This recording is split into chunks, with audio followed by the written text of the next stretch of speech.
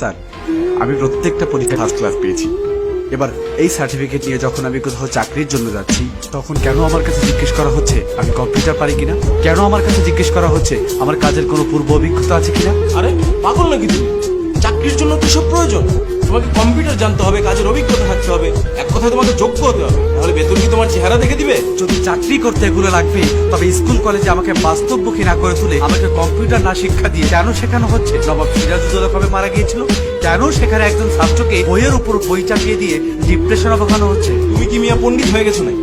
এগুলো হচ্ছে ইতিহাস, আর একটা ছাত্রের জন্য ইতিহাস জানা খুবই জরুরি। এই ইতিহাস জানা যেমন জরুরি, তেমনই জরুরি বাস্তবমুখী শিক্ষা, যেমন কম্পিউটার। সত্যি কথা হলো স্যার, এই ইতিহাস জেনেই না আজ লক্ষাধিক যুবক চাকরির জন্য রাস্তায় রাস্তায় ঘুরছে। আর আরো সত্যি কথা হলো, ইতিহাসে চাকরি পাওয়ায় না, পাওয়ায় কর্মবিদ্যা। কে কে বলছো তোমার এই বিদ্যালয়ে কম্পিউটার শেখানো হয়? সেখানে কম্পিউটার আছে, কম্পিউটার শিক্ষক আছে, তুমি শিখো না কেন? এক মিনিট স্যার, আপনি আমি দুজনেই জানি যে বিদ্যালয়গুলোতে কম্পিউটার ল্যাব আছে, কিন্তু আপনি জানেন সেখানে কি শেখানো হয়? সেখানে পুরো বছর জুড়ে শেখানো হয় কিভাবে কম্পিউটার অন অফ করতে হয়। আর নিজে থেকে নতুন কিছু শিখতে গেলে বলা হয় কম্পিউটার হ্যাং হয়ে যাবে। স্যার, সেই যে হ্যাং হলাম না, এখনো ছাড়া পেলাম না।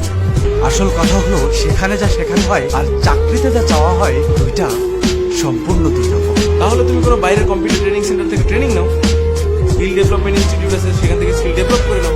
তুমি জানো না, হাতের কাজ জানা থাকলে ভাতের অভাব হয় না। তাহলে স্যার, এই যে 18 বছর ধরে আমি মাস্টার্স কমপ্লিট করলাম, তার ভ্যালুটা কি? এই যে সার্টিফিকেট গুলো আমি অর্জন করলাম, এটা কি বাসার দেওয়ালে টানিয়ে রাখার জন্য নাকি চাকরির জন্য? যদি চাকরির জন্য হয়, তাহলে আমাকে কেন চাকরির মতো করে শিক্ষা দেওয়া হলো না?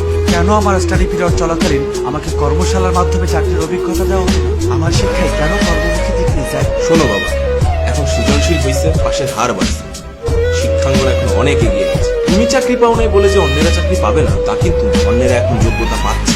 স্যার, কর্মক্ষেত্রে গেলে সেখানে একটা কাজের ধারণা দিয়ে 4 ভাগে করতে বলা হয়, যেমনটা আপনার সৃজনশীলে করাচ্ছে। চাকরিতে একটাই কাজ দেওয়া হয়, আর যদি আপনি তা না পারেন, আপনি অযোগ্য। কি আজব স্যার, এরা সৃজনশীল পদ্ধতিতে পড়ালেখা করছে, তবে সৃজনশীল কোনো কর্মক্ষেত্র পাচ্ছে না, আর পাবেও না। পাচ্ছে একটা সার্টিফিকেট। তুমি একটা শিক্ষিত সমাজে দাঁড়িয়ে এসব কথা কিভাবে বলতেছো? তুমি কি বলতে চাও, এখন শতভাগ শিক্ষার কোনো দাম নেই? শিক্ষাঙ্গন এখন বিজনেস কোম্পানি স্যার, আর স্টুডেন্ট হলো প্রোডাক্ট। প্রত্যেক বছর এই কোম্পানি থেকে কয়েক লাখ এ প্লাস ব্র্যান্ডের প্রোডাক্ট বাজারজাত করা হচ্ছে।